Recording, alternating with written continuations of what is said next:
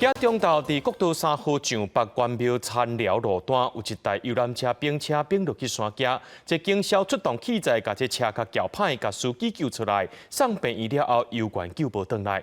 初步了解，这个司机平常时也是个驶豪车，因为顶日载人客去高雄顺线休假，明仔载就要登去上班。今仔日是规台车是无载人，空车上北要登台中，摔伫个半路并车，事故原因佫需要调查。 国道的边坡因为弄个真大力，已经变作金属的脆片。拖吊车的业者第一时间嘛，较紧甲救护人员讲事发的地点，因为一台游览车唔知什么原因，哪驶哪冲过去边坡。驾驶员你内底无？内底几个人？好可疑。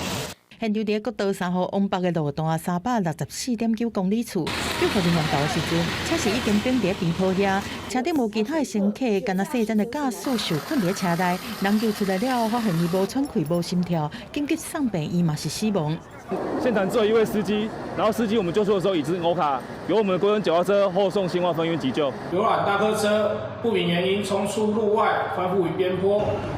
查现场车上仅有驾驶1人，真姓男子，53年次。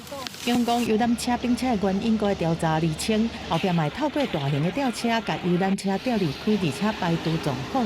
初步了解，细诊的查甫人，敢若主要是咧驶豪车，前2天载人开去高雄，顺线登去屏东休假。31要出班走车，则伫咧30驶空车回程，要登去伫咧台中的公司，所伫咧半路并车死亡。敲电话来查证，公司敢若讲已经派人到场，相关的代志嘛会来追踪处理。但是拒绝受访回应，甲目前为的疏失，也是疲劳驾驶，拢爱等警方调查厘清。记者综合报道。